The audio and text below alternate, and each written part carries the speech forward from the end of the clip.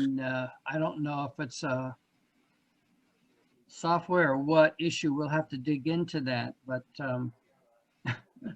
it's been its own thing. If you do this again or do something like this, I was with a group out of Europe last week on a 3-day conference, which was way too long. Different discussion, but they had a brand new piece of software they were beta testing. And the interesting thing is that it was all one platform, and there were the breakout sessions. But then you came back to like a main ballroom with tables, little tables, and were randomly assigned to sit at tables. And there were sponsors along the outside, but at certain sessions, the vendors were allowed to go into the tables just to talk to.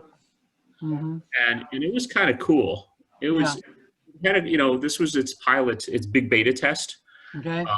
So they donated it. But, if you ever do this again, I'll share the links and stuff to this place. It might be worth a look at because it integrated both of the attendee, presenter, and vendor issues really nicely. That's what we were looking for. This didn't do it as well as we wanted it to. So, well, yeah, we definitely are going to be interested in looking at it because while I would rather do this in person, I don't know that, because we're talking about maybe doing this in the summer next year, getting away from the fall. And I don't know, I don't know where we're going to be. We're not going to be back to whatever we were in 2019. Well, that does not exist anymore. Yeah. Well, it also brought new speakers that I don't think would have come otherwise. I mean, I wouldn't have come to, your chapter. And I saw you had Mike Ruska, and Mike's a buddy. And I don't know if he would have, come to something like this if he hadn't, if it wasn't this easy to do. Yeah.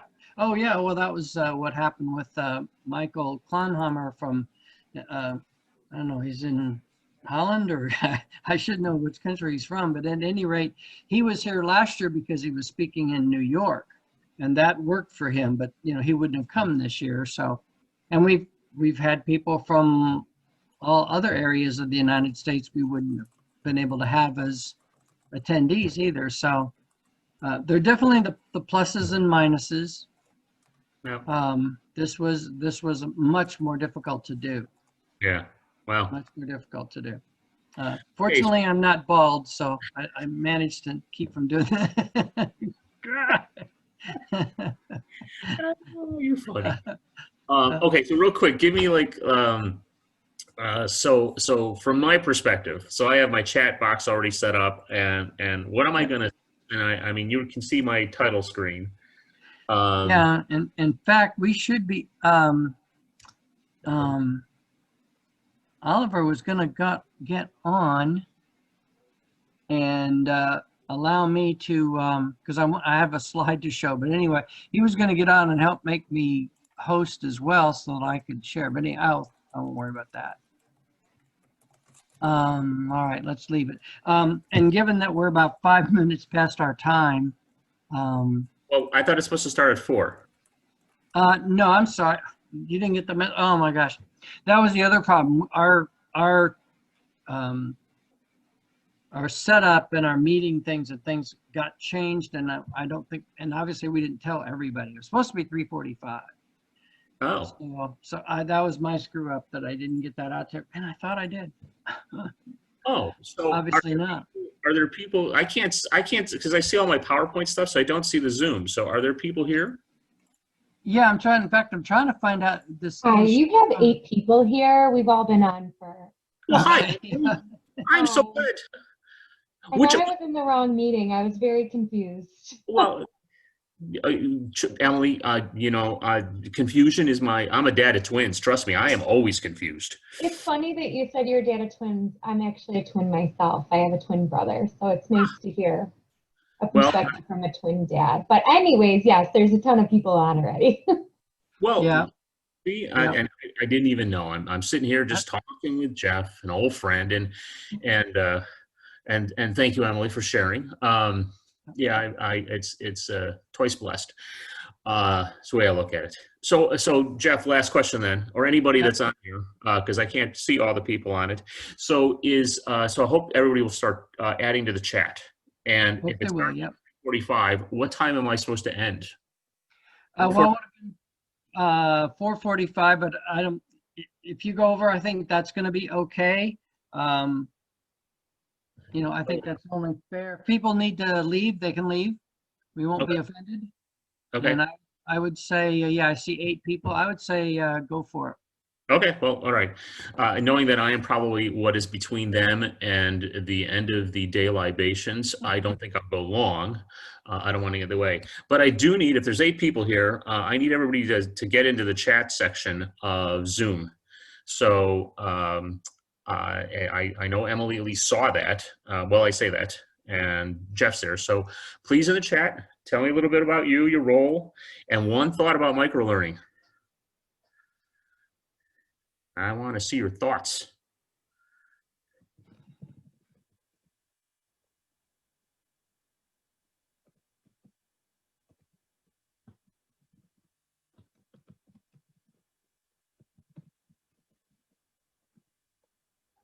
Not used enough. That's interesting, Emily. You'll have to tell me a little bit more why you don't think it's used enough. Hi, Brian. 10 minutes of CPE. Oh, that's interesting. What's your credentialing body, Brian? I'm curious. NASBA? For CPAs, it's for CPAs. It's NASBA, is the credentialing body. Oh, cool. If there's only 8 of us, you know, chat, I like the chat just because it gives me a chance to read. And sometimes my eyes are a little more, but if there's 8 of us, we can certainly chat along as well. We all seem to have ADD. Oh, come on, Joy. Safety administrator, Valeria, you have a tough job. Cutting, oh yeah, annual safety training. Okay. You know, especially from the point of workflow, you can do some of that stuff. Okay. Built experimental microlearning tool and yeah, okay. You know, interesting, a lot of the different authoring tools are now coming out with upgraded, extended options. iSpring just came out with a whole new rollout I just read about that has a specific micro learning authoring tool, that, you know, on the fly kind of thing. So that's kind of neat in how they look at this in terms of trying to bring it out into the point of use at the point of now. You know, here's some other ways of looking at micro learning. And, you know, I think one of the ways that we can look at this from my perspective is helping people now. And I use that, you know, on purpose when I say now, because it's the knowledge that they can use at the time of need, at the time of application. And I think it's that idea of being able to put it into the workflow. It's kind of like seamless from that idea. So when you think about microlearning, what's the first things that kind of come into your head? What do you think about as, you know, if someone was going to take microlearning, what would that look like? What would they be consuming?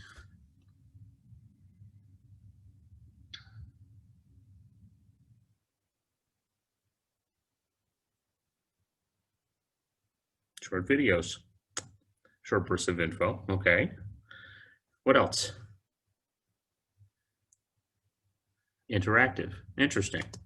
So these are the top 5 that come through from a survey that came out of this in terms of what people come out with. And after that, by the way, gamification, geofencing was included in microlearning.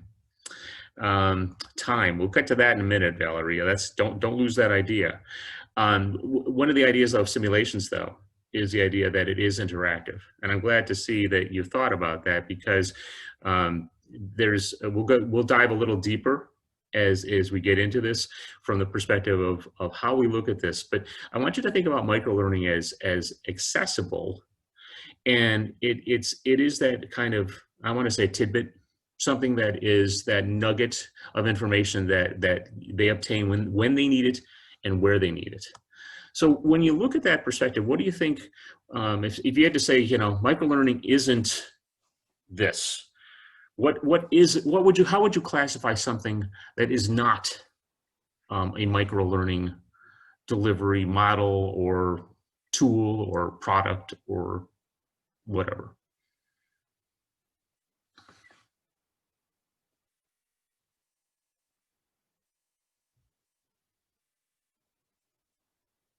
It isn't just a quiz. Okay. 2 hours long. Okay, long. Onboarding. Well, that's an interesting idea. We got to talk a little bit more about that, Jay. I wonder if you could make onboarding, incorporate microlearning into onboarding. Depends on how you define onboarding. And I would kind of say that you're right. I mean, microlearning isn't one of those 40 hours of training, 40 hours of courses that has been broken down into 5-minute segments. But there's a lot to be said, I think, about there's the context. I think one of the things that you have to include in this conversation is that it can include all kinds of different things, the assessments, remediation, branching, interactivity. But I think one of the key things about microlearning that is often perhaps assumed or overlooked, one or the other, is the context of when you have the opportunity to use microlearning. And I think that's an advantage if we plan for it, if we design for it. So when you think about the usage and you think about the design, where are you thinking about there's a drive? Because a lot of people have this mental image of as we looked just a little while ago, of taking stuff and then chunking it up. Now it's microlearning. Kind of like when we did face-to-face and we threw it online. I'm having more people tell me about Zoom. Zoom's online learning. No, it's not. Sorry, that's a soapbox. I'll get off that one. I had to help I volunteered at the local high school as my twins were seniors last spring, and watched our teachers there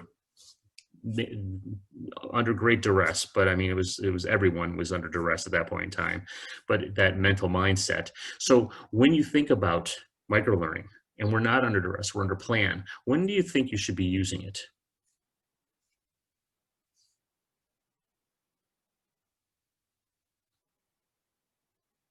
Yep. Good point, Troy. On demand.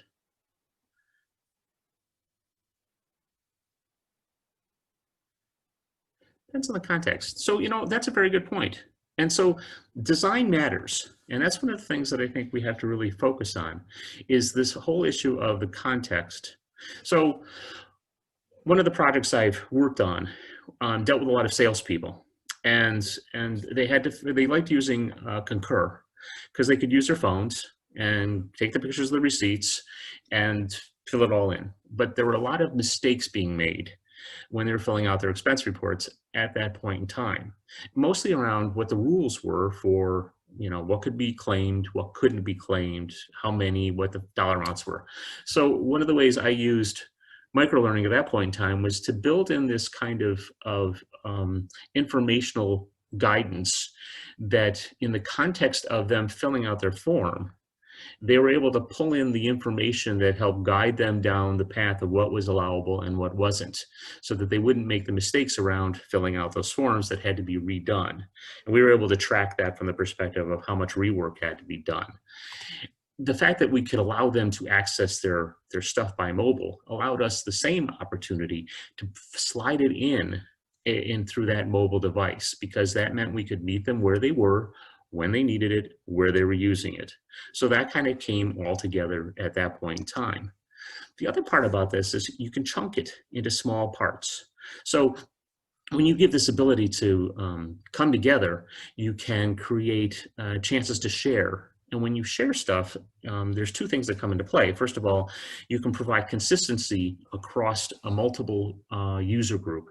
And the other thing is you can create a cost savings that L&D can claim and proudly and should, to show the return on their learning efforts. Now, when I talk about the idea of consistency, in a slightly prior life, I was working in a call center environment and in an insurance company, and they had one phone system. And I know this probably never happens in any of your organizations, but in the different parts of the operational areas, they actually had people, call center representatives, who would be taught how to transfer a phone call. and like I said, sure doesn't happen in your place, but different groups taught it differently. I kid you not. Even though the book from the phone vendor had the way to do it, different groups did it differently. One of my earliest experiences at this particular company. And so we came in and created this just in time, at that point in time, follow the steps. Now you could say to me, well, that's a job aid. It was in one way, yes, it was. But the idea is that we slipped it into the workflow so that it became the steps that help guide them down that path. And then we gave them a quick little quiz to make sure they did it online before they actually did it to a customer.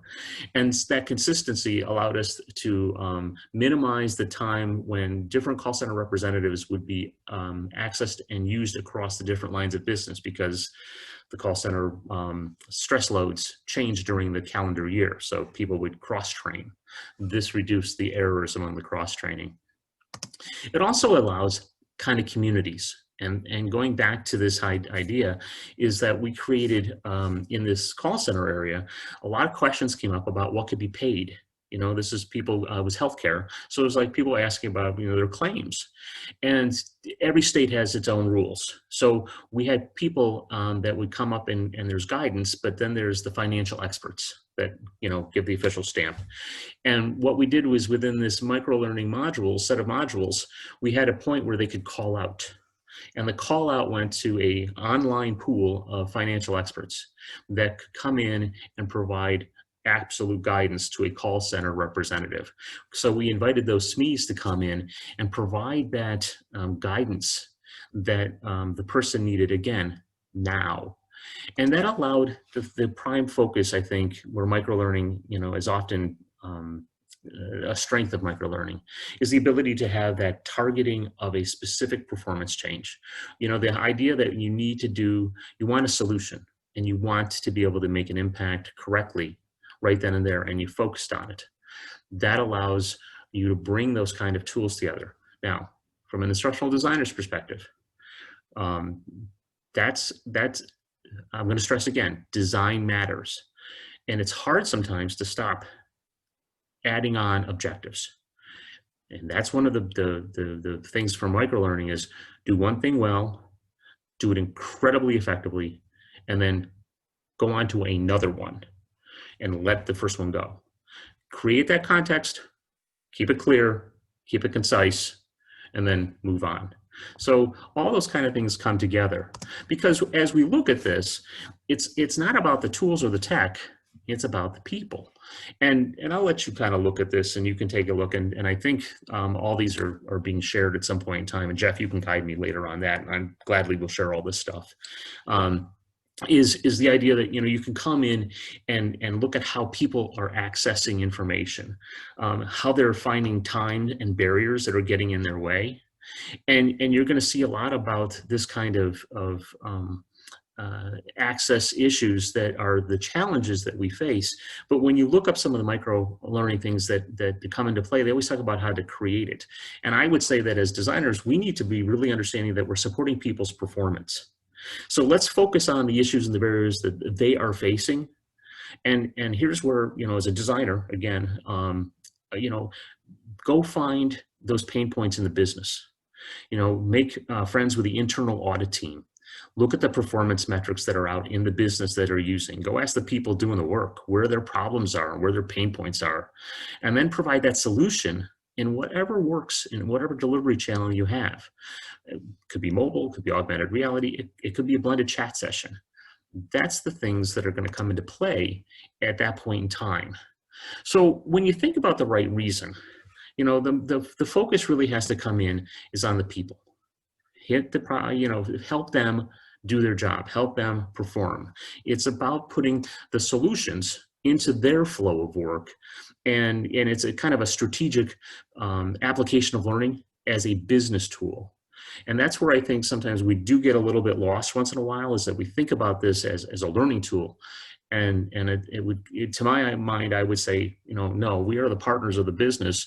And this is where we're helping them create that kind of taking the content that we have, including some kind of support of their performance, creating coaching and community connections, those experts that can help that person that perhaps are outside of the L&D space or the actual operational space, and they'd be able to apply it and retrieve it so that the next time when they have this problem, they won't have to look it up again. I mean, that's ultimately the goal, is to, you know, kind of help people, you know, do all the things that will help them be productive, help them be efficient.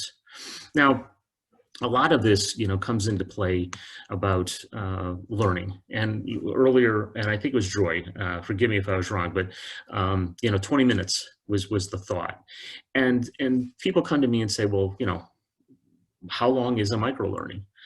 And I think, you know, it's kind of like the opposite question we need to ask. It might not be a 60-minute session. I don't know if that's micro, but let's focus on the results more than the time. Because for some, depending on the way, the path that they go through the learning, it could be a 5-minute process. For others, depending on the path, it could be a 15-minute process. So this is where I think, you know, from a design perspective, if we provide that path forward, and we look at the people and create a solution that is focused on helping them both gain an understanding in the context of their problem and an ability or an opportunity to practice to impact the results, I think that will help slowly decrease the amount of time it begins with. I'm kind of like going, you know, the backwards model design. You know, let's define what success is first and then work our way backwards. You know, define success, define how it's measured by the business, use the operational metrics, and then just develop for that part of it, that one thing. And we can stay, you know, keep it at that point, we can stay focused. Because ultimately it is that, you know, I'll use John Lennon's line, you know, let's keep it simple and complicate it later when it needs to be complicated. I think this idea of creating the solution is about defining what the problem really is and then being focused on what the solution is. This is around that need to know and not the nice to know. And this is sometimes where, you know, I love working with SMEs, but, you know, they want to give you everything. And this is where I'll sometimes say, let's go talk to the highly skilled incumbent worker. Let's find out how they do it and what they absolutely need to perform this task or this situation successfully. Create that solution that helps them be better at that point in time. The next part about this is, you know, it's all about creating a broader impact across time and space, across time and distance, because it's getting it into the workflow. So it's almost at a point where we are taking ourselves out of the situation and we're putting the solution into the flow. So we need to be in the middle of the conversation, but it's almost like we need to be in it long enough to get ourselves out of it. And for some L&D folks, that's kind of a difficult challenge to get through. It's the idea of going in and getting into the workspace.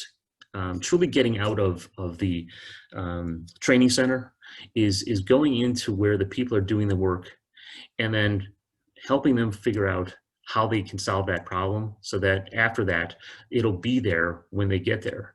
Because when they get stuck at a problem right now, they don't stop and sign up for a class. You know, throw in chat, where do you think people go now? You know, if they get stuck on in the middle of work, and they get stuck on a problem, where do you think they look stuff up? Coworkers? Yep. Ask Bob. It's my favorite thing. Bob, how do you do this? Supervisors? Valeria, I'm surprised. You have a great place to work at. Google. Number one. What's number two? What's the number two after Google? Most people won't ask supervisors. I'm actually impressed, Valerie. Wherever you are, you're in a great place. In the call center, nobody wanted to ask a supervisor because they'd, you know, show you didn't know the job. And it was a big ding thing. It's kind of silly. You have good groups. Good for you. What's number two after Google? Where do you think people go to find a solution? YouTube. Oh, I missed it, Jeffrey. I'm sorry. It's right up there in front of me. Intranet. I apologize. I just wasn't reading well. I only had one eye open. It's YouTube. Intranet, and that's interesting. I would have said internet. It's very rare. And so we did some, one of my employers, we did the Q12 engagement survey. And actually Google, last I saw, Google was 1, YouTube was 2. If they have switched, I am behind the times, Nadja, and I'll apologize, but last I saw. So maybe we can flip a coin and say between Google and YouTube, that's where they're going to go first and or second. And why not? I mean, there's everything you can find between those two places. I learned how to put a wig on one of my daughters is an Irish dancer, and I learned how to put a full-headed wig on that child so it would not fall off. There's a 3-point and a 4-point system. Go with a 4-point system if you have any daughters or sons that wear wigs. I don't care. But my daughter, and it was YouTube, showed me how to do it. Notice though, when we did this, or when we went and did our Q12 engagement survey, we went digging into where people look for information. And by the time they went into the learning portal, we were, I think, 23rd. And this was in a company at that time of about 35,000 employees.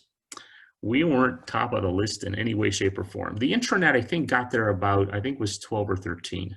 But by the time they figured out learning, so the point comes down to is that we need to be in their flow before they get stuck, so that we are providing the answers we want them to use.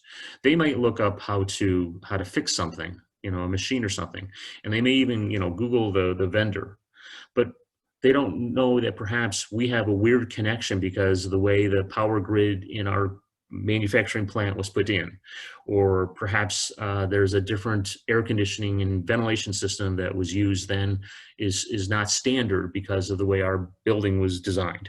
So they could do something that could be dangerous and that could be wrong, or they could process something incorrectly because our policies are different. So we want them to use the answers that work for us as an organization. So let's be the champion of their success. And if anything, let's help them learn to learn without knowing that they're learning. So, that sounds a little confusing, but if we're in their flow of work, guiding them, then that's where I think microlearning has a real opportunity. So when you think about the connections that we make, this is the ability to create links to knowledge sharing tools, such as people, such as to actual procedures. I mentioned I was in a call center, and part of the tool set that was within the microlearning modules were links to the actual state specific procedures, because in certain areas it's driven by state regulations. So we wanted to make sure that they had the actual, this is the absolute rule. This is the 1, 2, 3 that you need to know. After we give you the big context, this is the actual rules. And then, things like connections to other workers, teams, and coaches are the things that I think come into that part of the conversation as well. So, and then, the ultimate question, or the ultimate answer is, the context that they're in and knowing what's in it for me, the ultimate driver. Use short stories. The nice thing about when, they're short in terms of the content, but in the context of the situation, when you're working with a highly skilled incumbent worker, you can go in and even for any online learning course, if you've ever worked with teams or Dacom groups, things like that, and you ask people, just share with me something that was, that went horribly wrong, or your best success stories. You'll get people that will tell stories, and those are the best things to draw your assessments from. Is the people that, you remember when Bob tried this and it didn't work, and everybody tells you the more, and you build out of that, and you can create it short and sweet. You can make it people so that they're aware of a situation after you help them in the main content, and you build kind of an assessment for remediation opportunities that they can then apply it in a safe space quickly.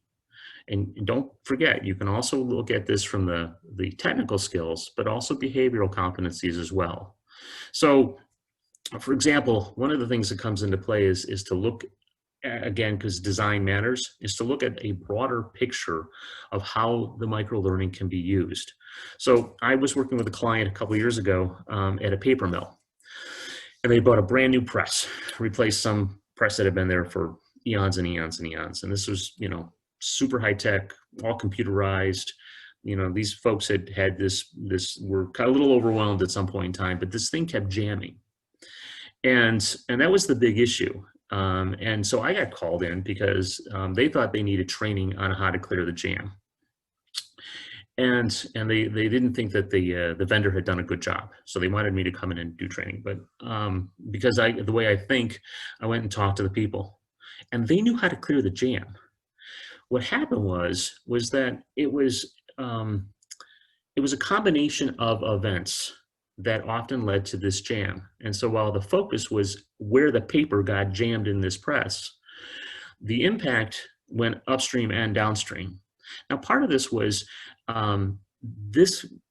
all tied into a productivity number, and the team were given efficiency bonuses based on them hitting their production numbers.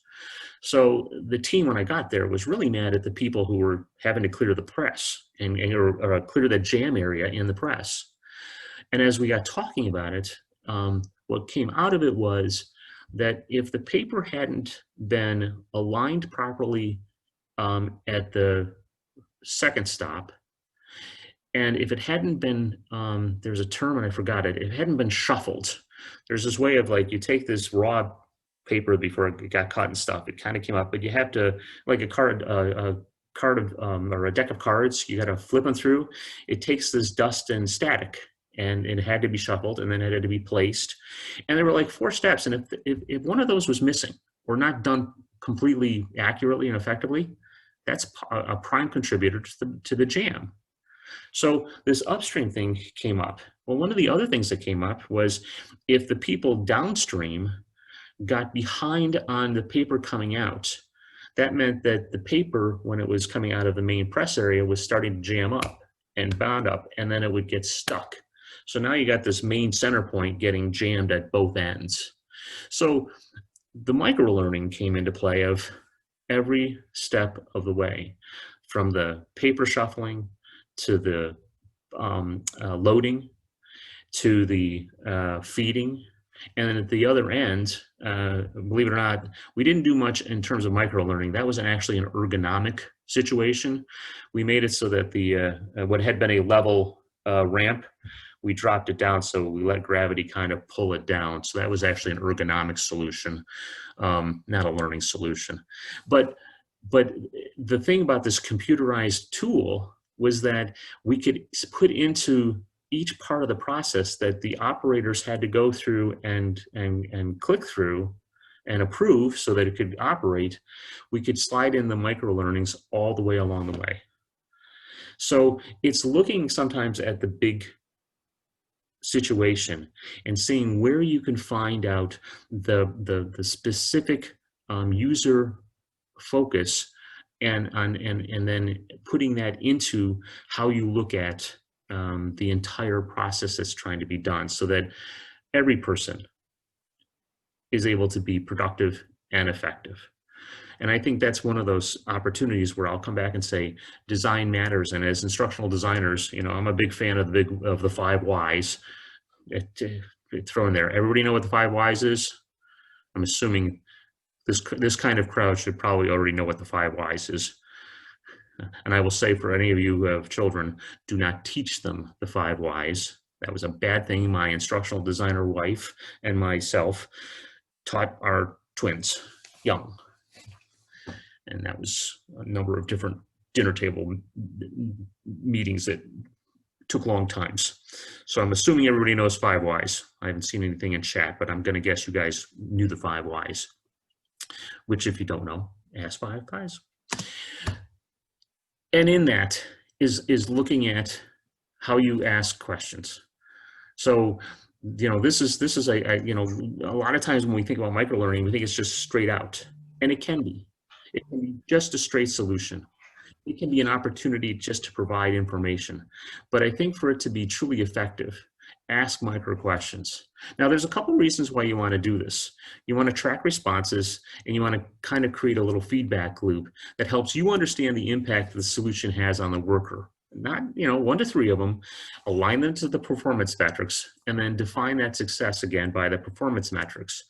One of the things about this whole aspect of it is that you can start looking at it from both a curriculum perspective, but also from the quality perspective. And in those micro questions, one of the things that comes into it is asking them to apply it. So you want workers to start looking about this and how to apply their critical thinking skills.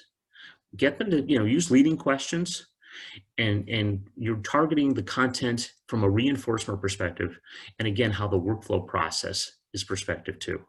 So you want to have that opportunity to help people think more than just the steps of 1, 2, 3, but the why they're doing 1, 2, and 3. A lot of this comes into the opportunity of helping impact the workflow. Now, you might at this point in time go, Bill, that's a whole lot of stuff to throw into something that's supposed to be 5 to 7 minutes. Not if you looked at it as the whole thing is only 5 to 7 minutes, you're probably right. But if you look at this as an idea of a set of cascading objects, that depending on the path the individual takes, it's not. Because depending on how people respond and how they answer is how they get the opportunity to keep going through in a quicker time. And as people do it once or twice or 3 or 4, times get shorter and shorter and shorter. These are also ideas to be used in depending on the context of the problem. If it's a straight 1, 2, 3, you're probably in a job aid mindset anyhow. That might not be a true micro-learning moment. That might be a good performance support job aid. But if you're looking at this as an opportunity to help them learn in the flow of work without really knowing they're learning, then help lead them through the processes. And in that process, help them understand some of the context. For me, the issue was when I went to that paper press, was getting the team to start thinking about it from the broader perspective of how what happens up here impacts what happens here, which impacts here, which impacts here. And to get that kind of, cycle of that process is to get people to start thinking about it. So, having that ability to have people start thinking and using their higher order thinking skills, like evaluation, like synthesis, is, I think, an important part of microlearning that we can use to our advantage to build a stronger workforce. And finally, track and monitor. This is one of those situations where I would kind of back and go, this is a great opportunity to really show management the return on learning. This is, if we use the metrics that matter, only measure what matters, right? See if the operational metrics change. So, the key to this is something that sometimes we forget to do in L&D, and that is go get these metrics before we do anything. You have to have a benchmark.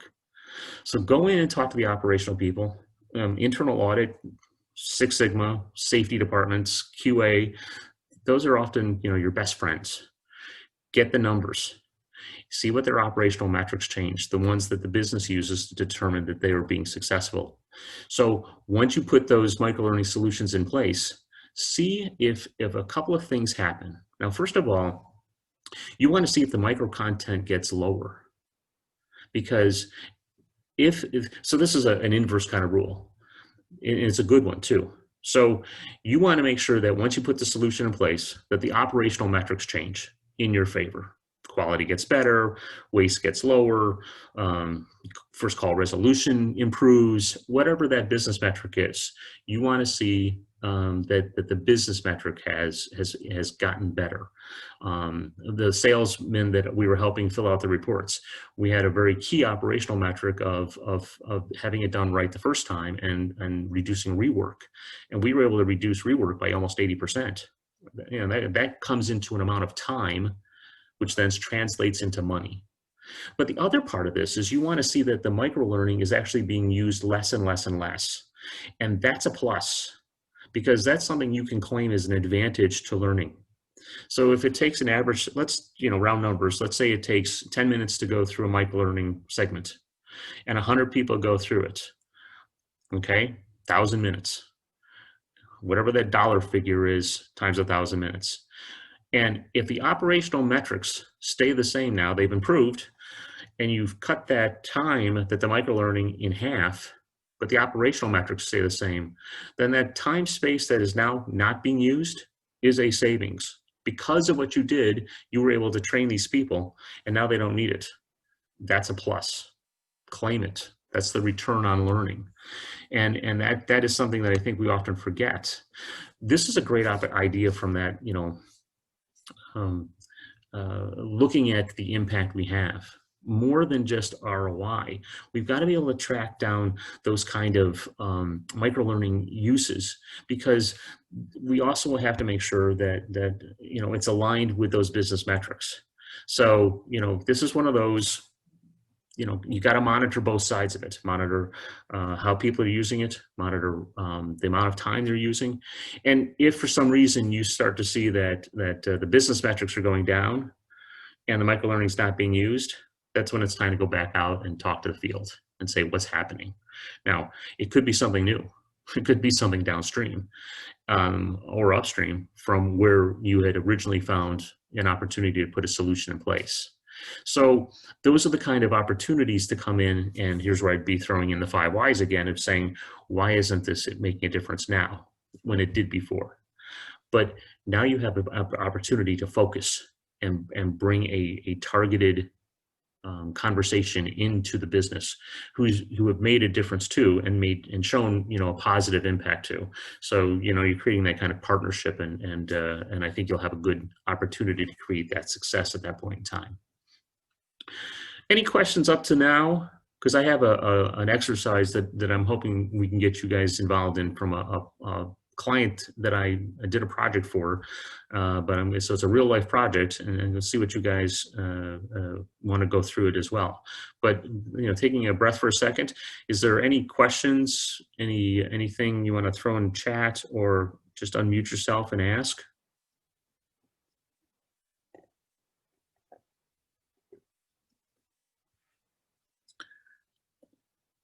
Okay. Hearing silence, not seeing anything on chat. I will continue then. So going into chat though, so let me kind of put a little context into the situation. So I was working for this home healthcare company, and we had a sales team that had to go out and go to physicians' offices to get referrals. The doctors could only would refer their patients to the services this organization provided. And the problem had been that these closings and getting these referrals had dropped 25% over the last 6 months. Now, the average length of each of those salesmen overall was just under a year. And the sales training was short, and it was focused, and it was handled by just the sales team. That was something that I had not been brought into until around this time. But they had kind of gotten themselves overwhelmed, and they had a lot of new salespeople going to physicians' offices, and they were going to highlight the services that were offered and provide the physicians with proven cost and time-effective solutions and methods that this organization had provided in the past to patients from that particular office. They had very detailed data that showed we had helped, and try to increase the referrals and increase revenue.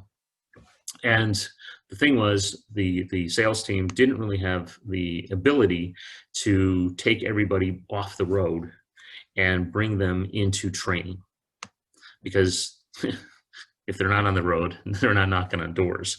So they kind of came to me, and originally they had said, we want you to do an online learning program that can take it home. Well, that in the consultation process, we came down and said, how about we do something different? Because when we talked to the salespeople, they were like, oh my God, I'm on the road from here to here, and then I got to go home, and I got family and a life. And, that was not a positive morale building solution. So if you had to look at this, and I proposed a very branched micro learning series of solutions, what would you think as possible ideas that could that might come into play from the ideas that I've described earlier and shared? What would you think would be some options that come into play here? You can either unmute, since there's not many of us, or throw it in the chat, whatever works best for you.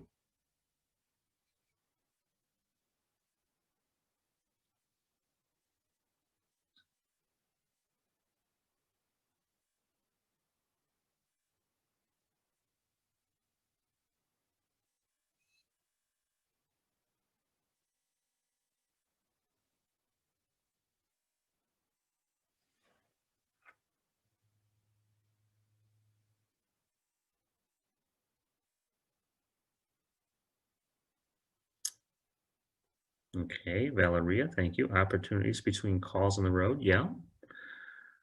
Yep, that is one. How would you look at those opportunities? What would you think of what kind of opportunities would you build into play?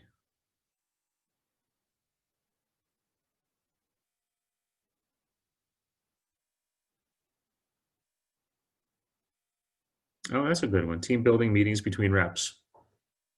That was a part of it, yes. You know, especially I think knowing you're not alone. You know, it's scary being by yourself. So having that chance to create community was something that I built into this, and I'll show you part of how that worked.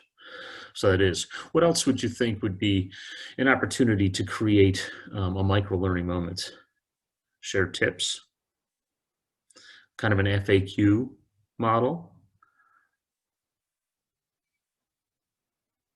That is a positive opportunity, and that also was included as a part of it. Absolutely.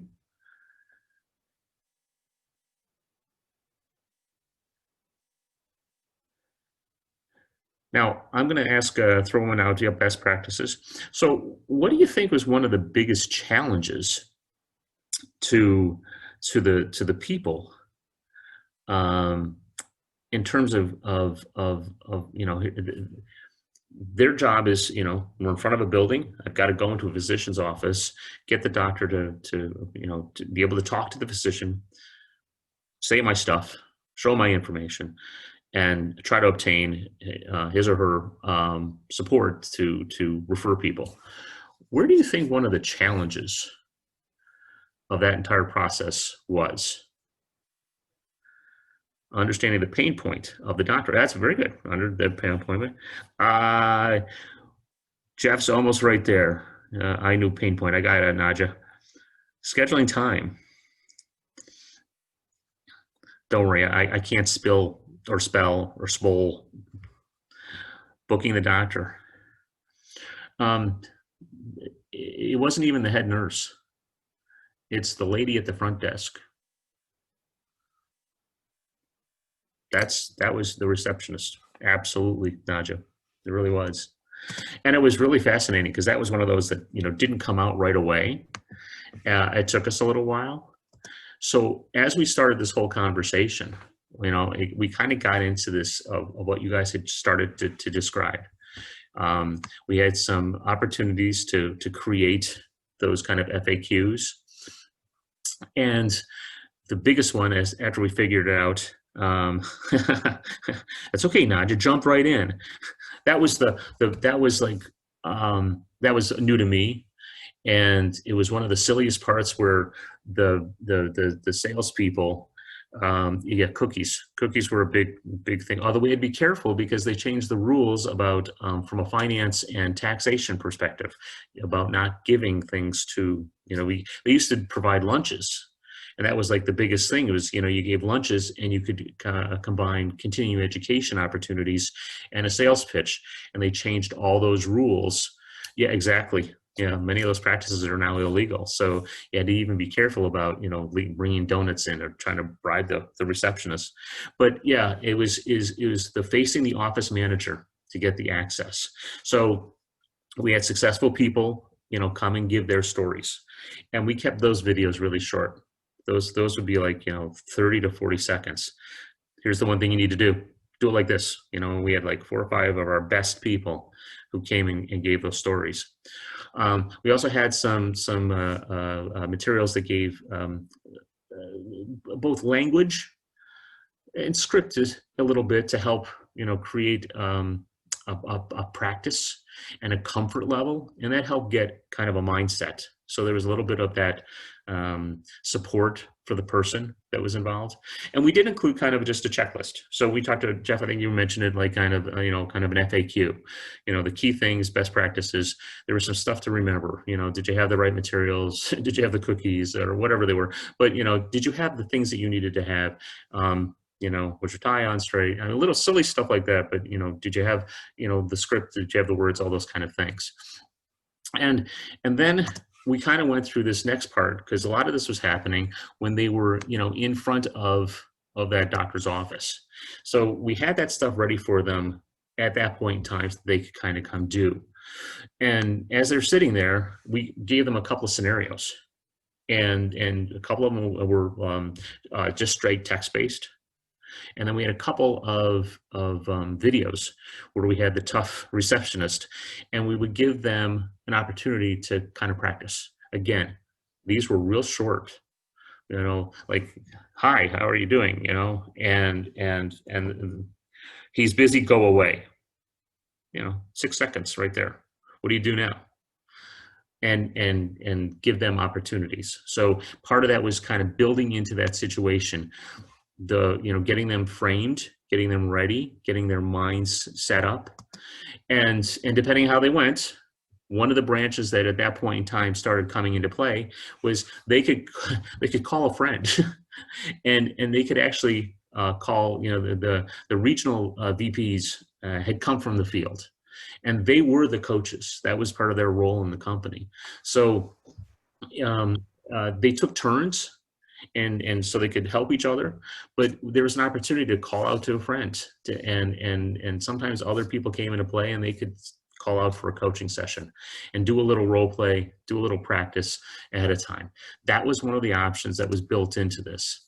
But there were also some other options that kind of helped kind of create this additional conversation. That part of this was, in terms of the depth of the detail, was to go to the community, to find where the other people were. And you know, they could do everything from seeing who was online right then and there through the different social media devices and connections we had internally. But they could also, you know, look at some experiences that people started building. So one of the things that we did, we started building a reference library, that people who knew this particular physician's office started just jotting down notes and would leave it. And we could build on success of, hey, you know, so-and-so has a nut allergy. Don't bring this kind of food to that office. Or this particular person, if you use these words, that's what they're dealing with. They're dealing with wounds, you know, so stress how we can help in wounds. So, you know, it was building out that kind of shared knowledge to bring the community together and create that kind of context that helped people have that kind of ability to have the connections to the resources and the connections to the people that had been successful, so we could kind of build their success as well. So when you think about, these are the kind of things that, you know, helps people do well, you know, it comes back down to is you got to meet the business need. Focus on the business, don't focus on the L&D. You know, get that out of your head. Only thing that happens there is you know, design matters, but we're measuring, you know, what matters to them, and we're solving the problem of the business, and we're providing that in the context of the business right there. So we're kind of making sure that we're in their workflow, providing that solution that will come to a way that they can be effective and they can be efficient without any kind of, like, make it seamless. We're going to make sure, you know, do it now. The idea is that it shouldn't be taking them away from work. It can take a moment to pause, but that they should be able to return back into the flow. And it does matter that we are focused on being robust, that we're using a sound design methodology, but that it comes into play so that it is able to be valid and reliable. And in that, as a part of it, is the idea that we're doing, assessments included. More than just true and false. I'm not a big true and false fan. I want to create the opportunity that people have to bring together more of those critical thinking skills than just flipping a quarter in the air. I want them to be able to help feel their own confidence levels increase because they're able to demonstrate to themselves that they have gained a level of content that they can apply to a level of proficiency that makes them successful. That's what comes down to in terms of those kind of actionable results, that they are able to be successful. And that's, the bottom line of all of our work at that point in time. There's some information I'd like to share at some point in time. There's a lot of good places to do it. The microlearning.org's got some stuff. The e-learning industry has all kinds of stuff on microlearning, and a big fan of LearnGeek. If you haven't gone there in a while, it's certainly worth going and taking a look at what they have too. I think a lot of that information is growing, and we're finding it. I like microlearning. It's not the ultimate solution. This is just one more tool that I think we as designers and developers, thank you, Nadja, have the opportunity to use as a way to meet our user community's needs. And if we do our jobs of going in and truly looking beyond the immediate, this is a problem, and try to really dive deep, I think this is just one more tool that we can provide to help support the people so that they are successful in their jobs. So I appreciate my opportunity to come share this with you folks today, and I'm open for questions. I'm willing to hang around and talk. Jeff has added a link in here to the next Zoom room to please go to. But if anybody's got questions or just has something they'd like to share, feel free to throw it in chat or unmute. And if not, I wish you the rest of your conference to be fun and productive. And thanks again for letting me come join you.